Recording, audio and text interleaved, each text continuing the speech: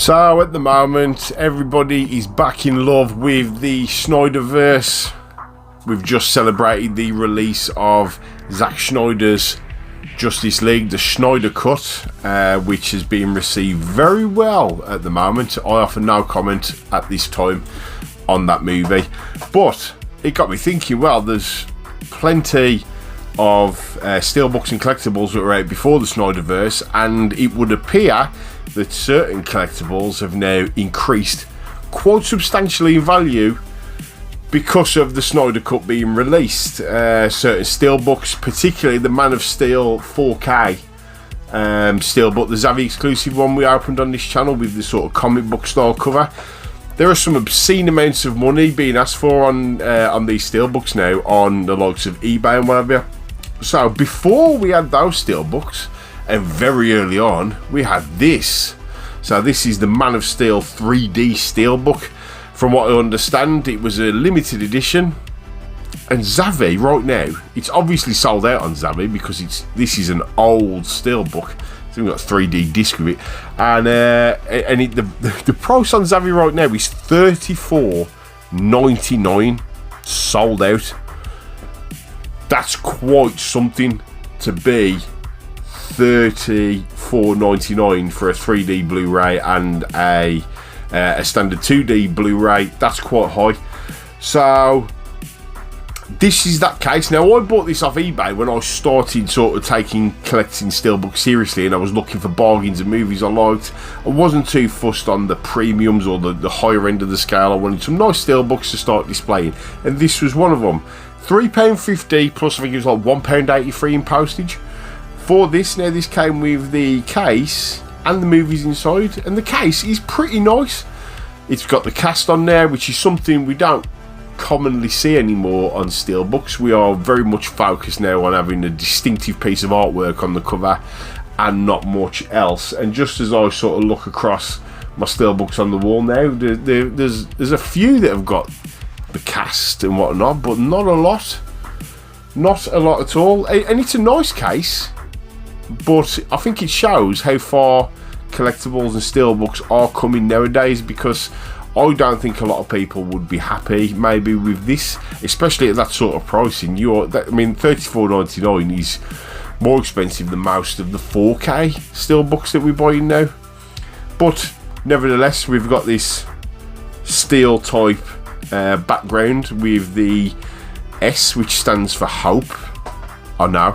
Man of Steel title, and then the 3D in the corner. I think the 3D spoils it just a touch, but there we go. The spine, we have got the Blu-ray 3D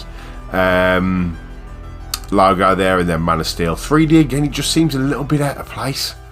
And the back is purely that steel sort of finish with the embossing and whatever, obviously because it's Man of Steel. Inside of the case, we have an ultraviolet digital download code. Oh, that's the J card actually. That's the J card. I saw that bit there. I saw that bit and thought it was the ultraviolet code.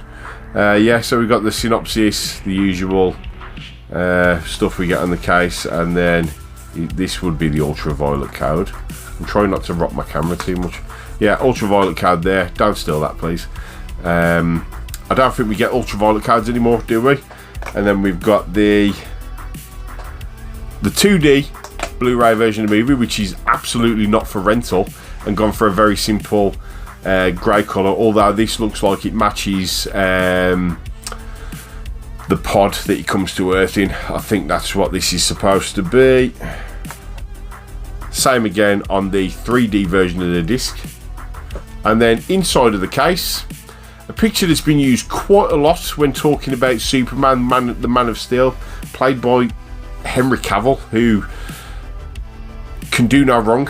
Geralt as the Witcher and Superman. I think he did a terrific job as Superman. I think he was handed certain awkward bits to do as Superman, and it's a shame, but he's a really nice guy, and he's a really good actor in my opinion. But inside you've got that beautiful iconic image of his flowing cape and his Superman suit. Now, the special features that you get with this disc.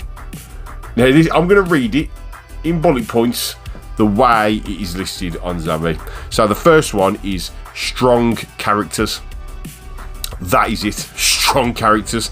The next one is all out action. Yeah, I don't know either. Krypton Decoded. That could be quite interesting, I think. New Zealand, home of Middle Earth. No, not a clue. And then a Superman 75th anniversary animated short. That sounds quite cool too. Now, I've never actually watched these discs that I bought. And the extras, yeah. Home of Middle Earth. Is that a play on things? Is it a typo? Have they put it in the wrong place? I don't know. But this is, well, it's the first Steelbook from the Snyderverse, I believe. Tell me if I am wrong. And what does everybody think of this? It's a pretty straightforward case, isn't it, to be honest? I like it, and I'm a fan of these movies, so having this was important to me. What do you think? Have you got this copy? Would you have paid $34.99 for this? This film was released in 2013, I believe. That was 8 years ago. Now, obviously, that wouldn't have been released at the same time, but it's obviously a very collectible item, being a Steelbook, and it's from DC. What do you think? Would you pay $34.99 for it? I'm not sure I would. That's it for this one. I've got another DC Steelbook we are unboxing on the next video, and a special multi-part series on a certain movie which you may have seen on social media coming very soon. So thank you very much for watching. Thank you for all of your support. Please, if you are not subscribed, turn on your notifications and get talking in the comments. Let's see what you think of this Steelbook. What do we think of the Snyder Justice League, the Snyder Cut? And I will see you on the next video. Bye bye.